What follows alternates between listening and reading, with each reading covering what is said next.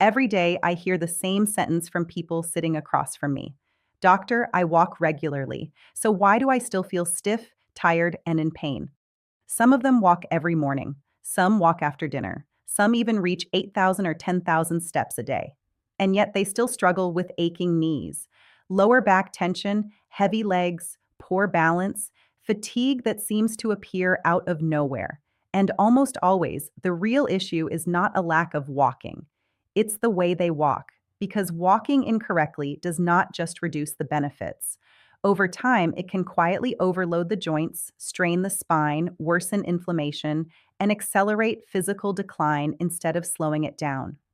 After nearly 2 decades working with adults over 40, I keep seeing the same patterns repeat again and again.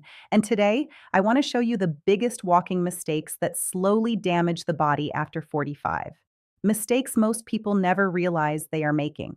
So, if you care about your mobility, your independence, and your long term health, stay with me until the end.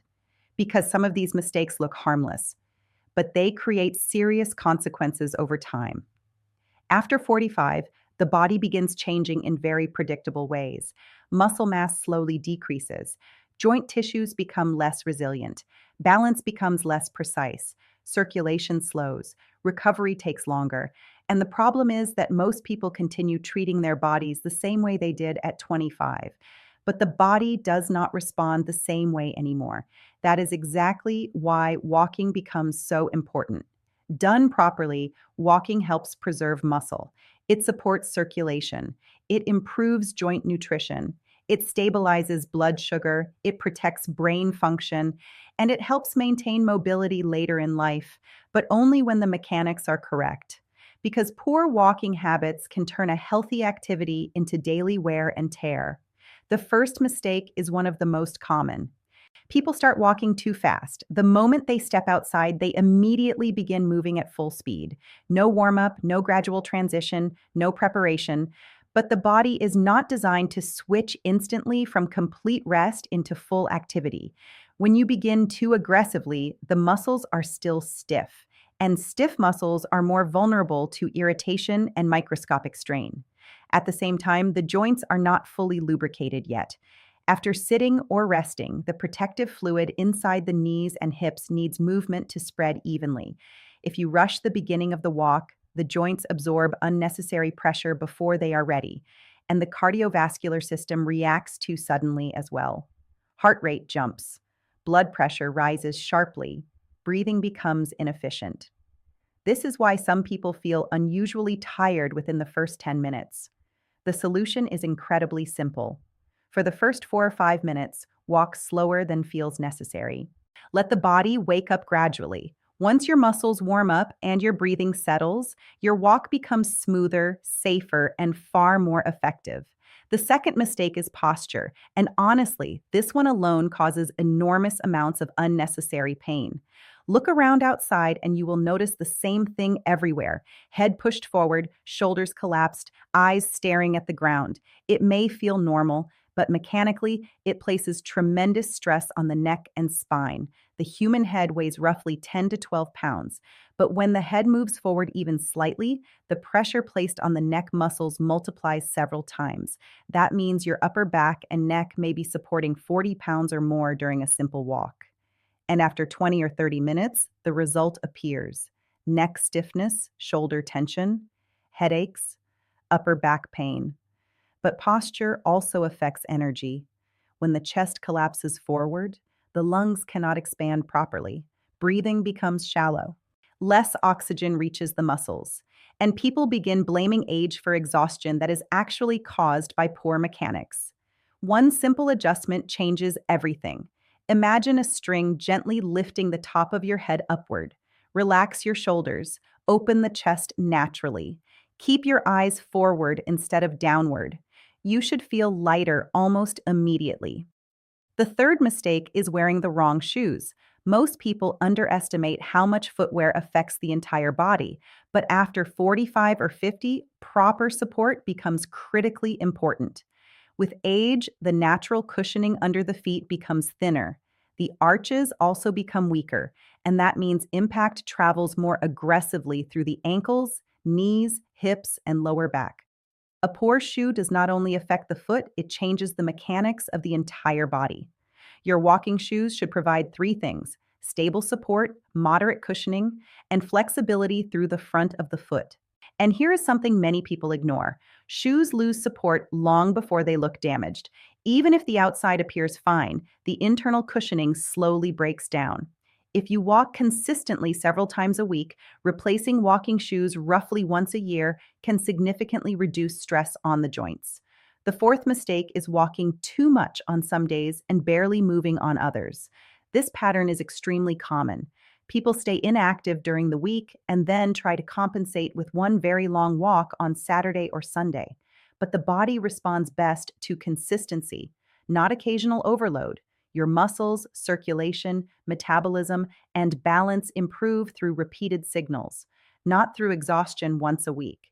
Even 15 to 25 minutes most days creates better long-term adaptation than one exhausting session.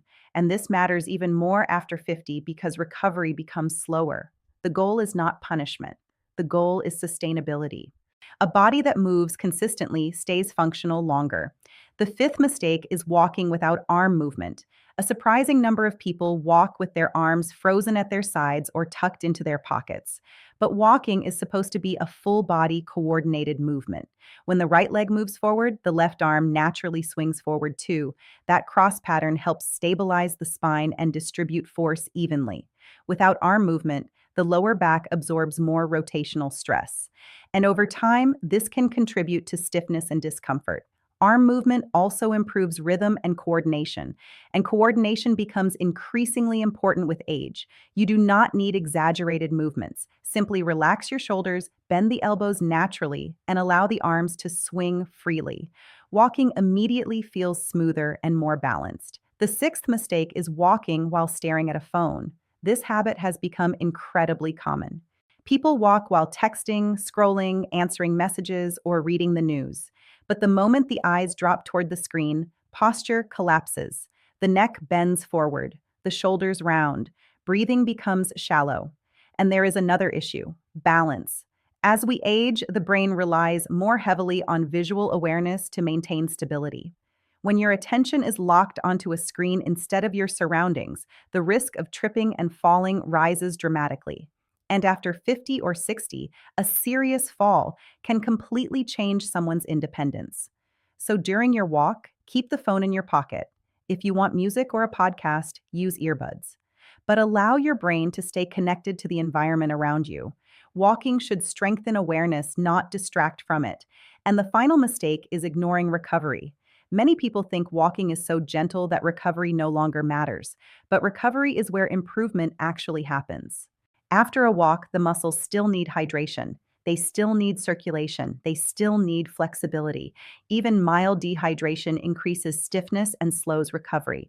So after every walk, drink water. Then spend a few minutes stretching the calves, hips, hamstrings, and lower back. And most importantly, allow rest days. The body rebuilds during recovery, not during movement itself. That is when tissues repair. That is when strength improves. That is when the nervous system adapts. 1 or 2 lighter days each week is not weakness, it is intelligent recovery. Walking remains one of the most powerful and accessible tools for protecting health later in life. You do not need extreme workouts. You do not need expensive equipment. You do not need to train like an athlete. But you do need good habits. Because small daily mistakes repeated for years eventually become chronic pain, reduced mobility, and physical decline. And small corrections repeated consistently can completely change how your body feels over the next decade. So beginning today, slow down at the start of your walks. Improve your posture. Wear supportive shoes. Walk more consistently. Let your arms move naturally. Put the phone away. Hydrate, stretch, recover, simple changes, but enormous long-term benefits. And now I want to ask you something. What is your age and which of these mistakes do you think affects people the most? Write it in the comments. And if this video helped you understand your body a little better, subscribe and leave a like. Because the better you understand how your body changes with age, the easier it becomes to protect it.